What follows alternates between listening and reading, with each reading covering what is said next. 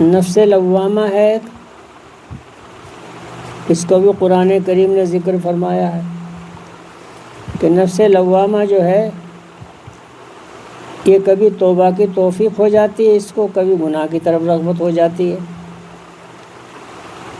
مگر پھر بھی اس کو احساس ہوتا ہے کہ مجھ سے گناہ ہوا۔ جب احساس ہوا تو پھر اس نے توبہ کر لی، پھر غلطی ہو گئی پھر توبہ کر لی، بہرحال یہ کچھ نہ کچھ نیکی کی طرف چل رہا ہے۔ اللہ تعالی ہمیں گناہ کی توبہ کی توفیق نصیب فرمائے۔ بھائیو، گناہ یہ نہیں ہے کہ کسی نے کر رہا وہی گناہ ہے، شراب پی رہا وہی گناہ ہے۔ دیکھو، اپنے بھائی مسلمان سے گمان کرنا بھی، خیالات فاسدہ پیدا کرنا یہ بھی گناہ ہے، اور ان کے عیبوں کو ٹٹولنا یہ بھی گناہ ہے، وہ ایسا ہے وہ ایسا ہے، اللہم حافظنا۔ اور ان کی برائی کرنا، جو اس کے اندر عیب ہے اس کو کہتے پھرنا، یہ بہت بڑا گناہ ہے۔ اس لیے میرے بھائیوں، ہمیں گناہوں سے پرہیز رکھنا چاہیے۔ اس لیے فرما رہے ہیں گناہ ایک ایسی چیز ہے، گناہ ایسی چیز ہے کہ اس میں سزا بھی نہ ہوتی، تب بھی یہ سوچ کر اس سے بچنا ضروری تھا کہ اس کے کرنے سے اللہ کی ناراضگی ہو جاتی ہے۔ دیکھو، یعنی اگر گناہ کرنے سے سزا تو ہے، مگر سمجھدار آدمی اگر اس میں سزا بھی نہ ہوتی مگر اللہ کی ناراضگی ہے تب بھی اس گناہ کو نہ کرتا، اور اب تو سزا بھی ہے، اللہ کی ناراضگی بھی ہے، تو زندگی میں بھائیو توبہ کر لو۔ اگر دنیا میں کوئی اپنے ساتھ احسان کرتا ہو تو اس کو ناراض کرنے کی ہمت نہیں ہوتی۔ کوئی میرے ساتھ احسان کر رہا ہے ہر طریقے سے، تو پھر اس کو ناراض کرنے کی ہمت ہوتی نہیں۔ اور اللہ کا ہم پر اتنا احسان ہے کہ اس نے ہمیں انسان بنایا، مسلمان بنایا، اپنے لاڈلے پیغمبر صلی اللہ علیہ وسلم کا امتی بنایا، قرآن کریم کی دولت عطا فرمائی، احادیث نبی صلی اللہ علیہ وسلم کی دولت عطا فرمائی، اللہ نے اپنے فضل سے ہمیں مسجد میں حاضری کی توفیق عطا فرمائی، نماز پڑھنے کی ہدایت عطا فرمائی، یہ سب اس کے کرم سے ہے۔ تو بھائیو غور کرو۔ اور اب تو سزا کا بھی ڈر ہے، خواہ دنیا میں سزا ہو جائے یا صرف آخرت میں۔ چنانچہ گناہ کرنے والے کی سزا دنیا میں یہ ہے کہ اب جو آنکھوں سے نظر آتی ہے کہ اس شخص کو دنیا سے رغبت اور آخرت سے وحشت ہو جاتی ہے، یہ سزا ہی تو ہے۔ بعض لوگ کہتے ہیں جی بس جب ارادہ کرتا ہوں نماز پڑھنے کا تو طبیعت چلتی ہی نہیں ادھر، بس پھر رک جاتا ہوں میں۔ یہ دیکھو تو اس شخص کو دنیا سے رغبت اور دنیا کی طرف خوب چل رہا ہے اور منجی کی طرف وحشت ہوتی ہے، تو یہ گناہ کا سختی آ گئی اس پر، اس لیے ہو ہے فرمایا کہ اس شخص کو دنیا سے رغبت اور آخرت سے وحشت ہو جاتی ہے، گناہ کا اثر یہ ہوتا ہے، اللہ معاف کرنا۔ اور اس کا اثر یہ ہوتا ہے کہ اس سے دل کی مضبوطی اور دین کی پختگی جاتی رہتی ہے۔ انسان کے دل میں ایک ایمان کی مضبوطی ہوتی ہے، دین کی پختگی ہوتی ہے، جب یہ گناہ کرتا ہے تو پھر وہ پختگی اور مضبوطی دل سے نکل جاتی ہے۔ اللہم حافظنا، اللہ استغفار پڑھ لو بیسے، اللہ ہماری خطاؤں کو معاف فرما یا اللہ۔ سمجھو، یہ سبق بہت سمجھنے کا ہے، اس کو توجہ سے دل کے کانوں سے سنو گے جب سمجھ میں آئے گا یہ۔ اللہ اللہ اللہ اللہ۔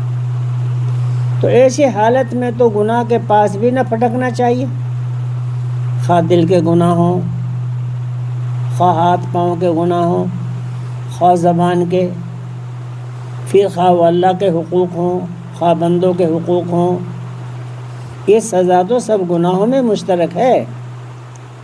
اگر ماں باپ کے حق ادا نہیں کر رہا ہے اس کی سزا الگ ہے، بیوی کا حق ادا نہیں کر رہا ہے اس کی سزا الگ ہے، اور اللہ کے حقوق ادا نہیں کر رہا، نماز نہیں پڑھ رہا، زکوٰۃ نہیں دے رہا، حج نہیں کر رہا، روزہ نہیں رکھ رہا، تو اس کی سزا الگ ہے۔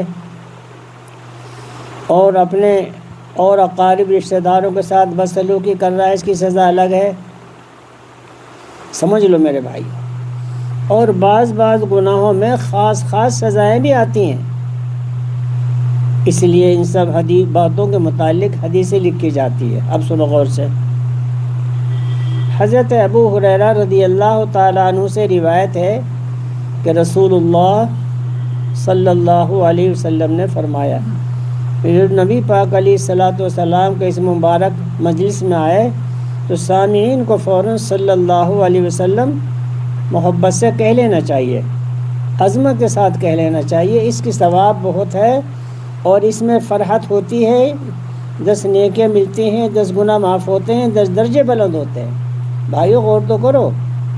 حضرت ابو ہریرہ صحابی ہیں، ان سے روایت ہے کہ رسول اللہ صلی اللہ علیہ وسلم نے فرمایا، مومن جب گناہ کرتا ہے تو اس کے دل پر ایک سیاہ دھبا ہو جاتا ہے، کالا دھبا ہو جاتا ہے، اس کا دل کالا ہو جاتا ہے.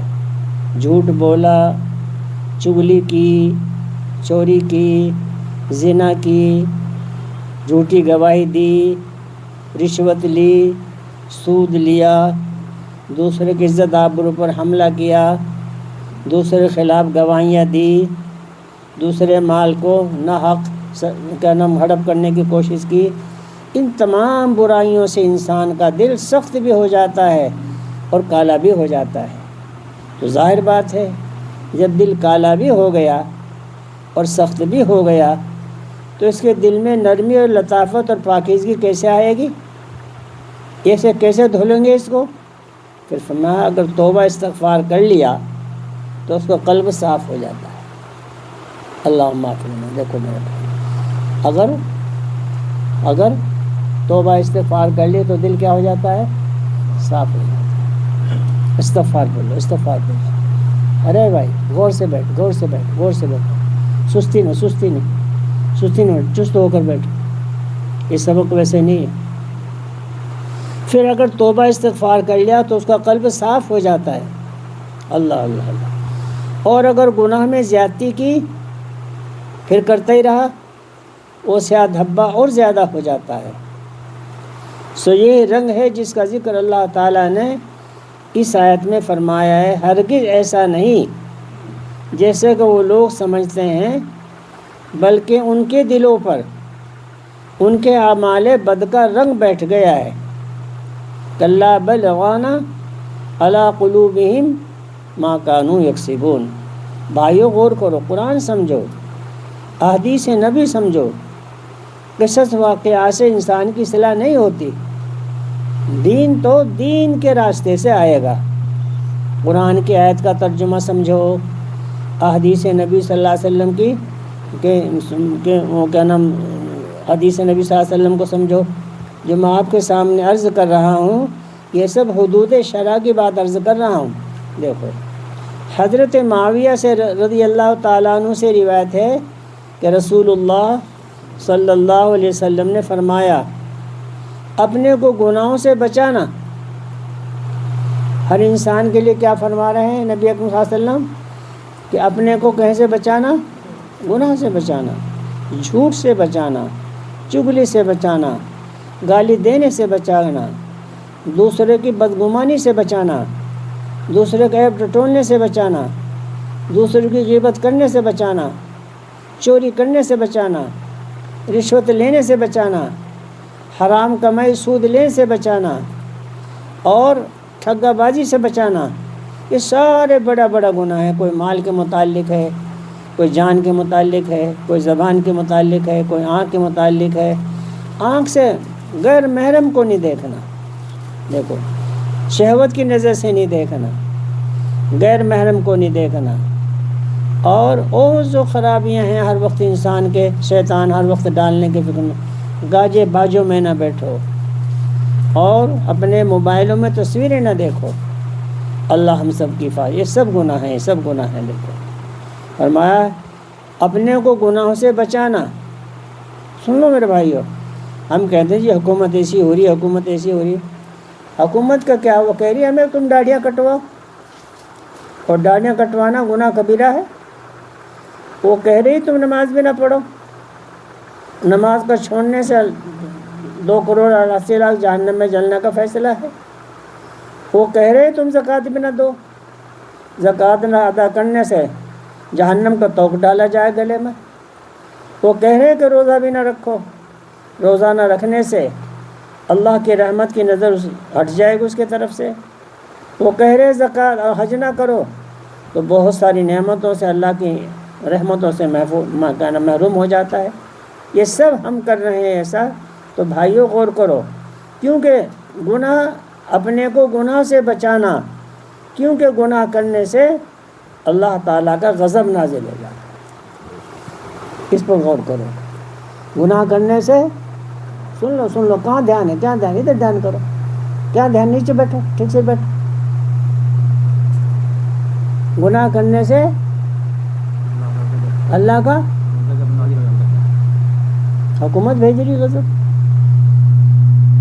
غور کرو، اور یہ سو جو ذکر کیے گئے ہیں یہ سارے گناہ نہیں ہیں۔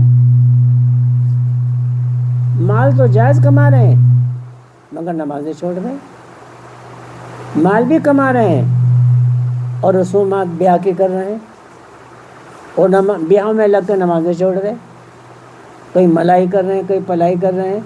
یہ ساری رسومات ہیں، یہ ہماری ہیں، یہ شریعت نبی کی ہیں، یہ تو غیروں کی ہیں۔ سمجھ لو میرے بھائیو، تو طریقہ تو ہم نے دوسروں کو اپنا لیا اور ہم پڑے پھر رہے ہیں ایسے، تو ظاہر بات ہے جب گناہ کیا کرتا ہے انسان چھوٹا بڑا تو اللہ کی ناراضگی کا سبب بنتا ہے۔ سمجھ لو میرے بھائیو، ابھی میں تو ہی تذکرہ کر دیتا اس کا، کیوں کر دیتا، اللہ کا ذکر کرتا۔ اللہ تعالیٰ تو یوں فرما رہے ہیں، یا ایھا الذین آمنوا، غور سے سنو، کیا موبائل اٹھا رکھا، یا ایھا الذین آمنوا اذکروا اللہ ذکرا کثیرا، اے ایمان والو میرا ذکر خوب کرو، خوب کثرت سے کرو۔ اللہ کے، جس نے پیدا کیا، جس نے آنکھیں دی، جس کی آنکھیں نے، اس کو پوچھو آنکھوں کی کیا قیمت ہے، جس کو سنائی نہیں دیتا اس کو پوچھو کانوں کی کیا قیمت ہے، جس پہ بولا نہیں جاتا اس کو پوچھو زبان کی کیا قیمت ہے، جس کا دماغ خراب ہو گیا اسے پوچھو دماغ کی کیا قیمت ہے، اس کو، جس کا دل میں ہر وقت دھڑکن اور بے چینی رہتی اس کو پوچھو سکون کیا چیز ہے۔ بھائیوں غور کرو، ہر چیز اللہ کی اتنی بڑی نعمت ہے کہ اس کی کوئی قیمت انسان ادا نہیں کر سکتا۔ غور کرو، یہ ہوا ہی ہے، اگر یہ تو چلو وقتی ہوا ہے، اگر ہوا روک دی جائے، حبس ہو جائے تو دنیا سڑ کر مر جائے۔ تو اللہ تعالیٰ ہوا اتنی بڑی نعمت ہے کہ اس کے بغیر آدمی انسان، یہ تو اپنی راحت اور آرام کے لیے ہے، اب ہو گئی ہے۔ تو ہمارے زمانے میں تو کوئی بجلی وجلی نہیں تھی، چھپروں میں ہی رہتے تھے، نہ اتنے وہ تھے، بس چھپر میں رہ پڑے، درختوں کے نیچے لیٹ گئے دوپہر میں اور اپنا کام کرتے تھے سارا۔ اللہ کے فضل سے کوئی فرق نہیں آتا تھا ان پہ، ایسے میں شریف میں۔ تو بھائیوں غور کرنے کی باتیں ہیں، یہ تو راحت کی چیزیں ہیں۔ حدیث شریف میں آتا ہے کہ قیامت کے دن اللہ تعالیٰ اس گلاس پانی ٹھنڈا جو پلا رہے ہیں ہمیں، اس کے متعلق سوال کریں گے کہ میں نے تمہیں ٹھنڈا پانی پلایا، اسے پی کر تم نے کیا کیا۔ سمجھ لو، اب ہم پانی کو ضائع کر رہے ہیں اور پانی سمجھ رہے کچھ نہیں۔ قیامت کے دن ٹھنڈے پانی کے متعلق بھی سوال ہوگا، اور اس کا جواب کیا، پی کے کیا کیا، گاڑیاں گپے اڑائے، سینما ہی دیکھے، ٹیلی ویژن ہی دیکھے، اور تو کوئی بھگا کے لے گیا اور بس اپنا یوں کرتا رہا گپے سپ پہ، ماں کو بھی نافرمانی کر رہا، باپ کی بھی کر رہا، بیوی کو بھی چھید پیٹ رہا، بچوں کو بھی غیر تربیت کر رہا، یہ شیطانیت۔ تو توبہ توبہ توبہ، استغفار پڑھ لو، استغفار پڑھ لو۔ دیکھو، اپنے گناہوں سے بچانا، کیونکہ گناہ کرنے سے اللہ تعالیٰ کا غضب۔ اب غور کرو، یہ جو پریشانیاں آ رہی ہیں ہم پر، یہ دیکھو حدیث کے مطابق ہم نہیں کہتے کیوں آ رہی، سمجھ لو نوجوانوں، بس دیکھ لیا کہ مجھے یوں ہے۔ جس قوم کو اپنے نبی کی سنتوں کا پتہ نہیں ہے، جس قوم کو اپنی نبی کے شعار کا پتہ نہیں ہے، بتائیے وہ کیا قوم ہے۔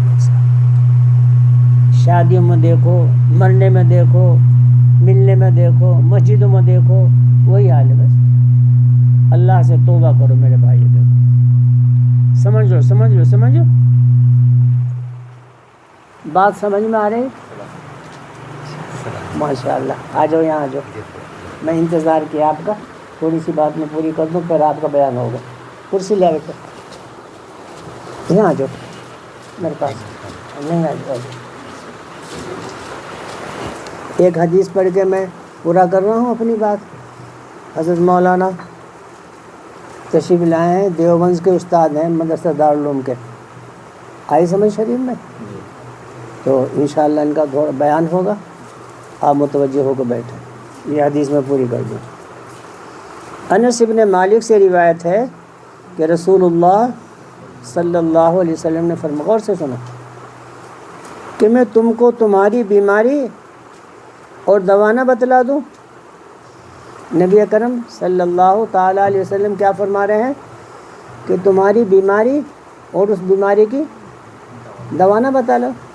تو مرض کی تشخیص بھی نبی اکرم صلی اللہ علیہ وسلم فرما رہے ہیں اور اس دوا کی تجویز بھی فرما رہے ہیں. دیکھا؟ تو جو مرض انہوں نے تجویز کیا ہے وہ حقیقت میں ہے نہیں، اور جو دوا اس کی نفع بخش ہے وہ ہے نہیں. تو مرض کی دوا کون فرما رہے ہیں؟ اللہ کے نبی صلی اللہ علیہ وسلم. سمجھ لو، سمجھ جگادے والے سمجھ لو، سمجھ لو بیٹا، سمجھ لو، سمجھ لو. فرمایا تمہاری بیماری اور اس بیماری کی دوا نہ بتلا دوں. سن لو، سن لو، کون فرما رہے ہیں؟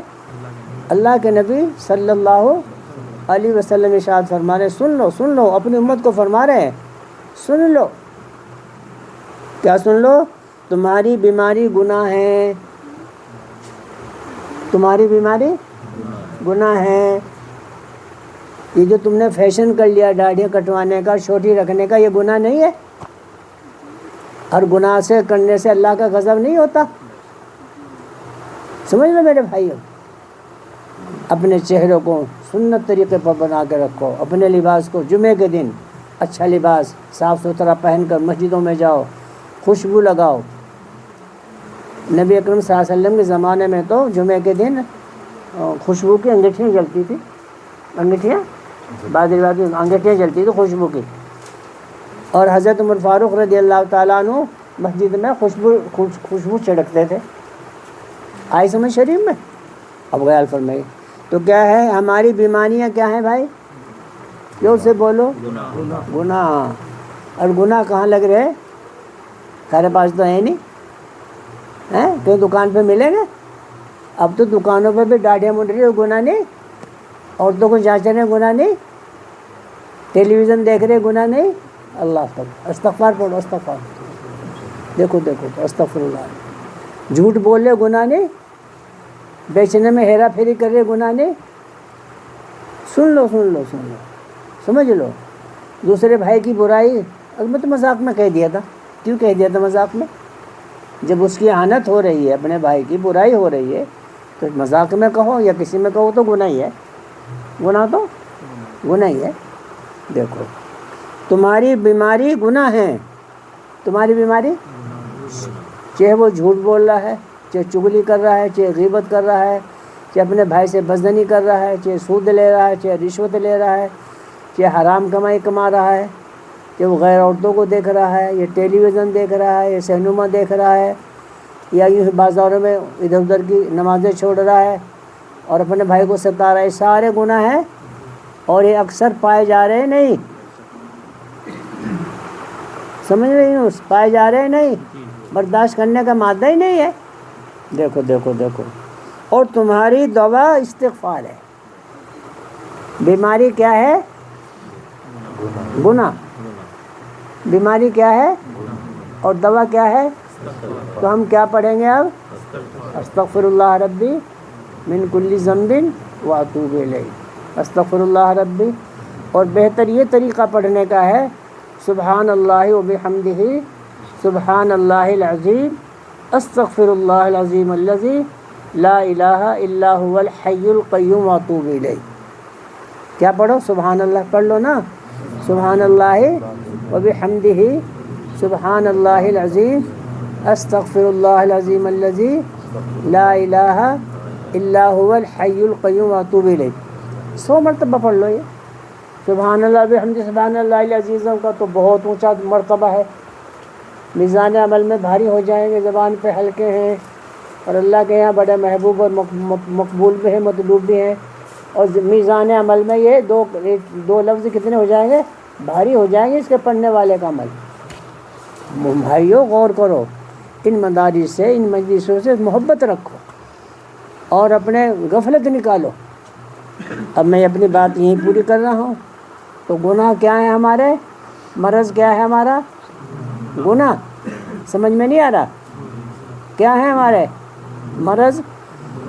اب مرض کے علاج کے لیے گناہ کے علاج کہیں جاتے ہی نہیں۔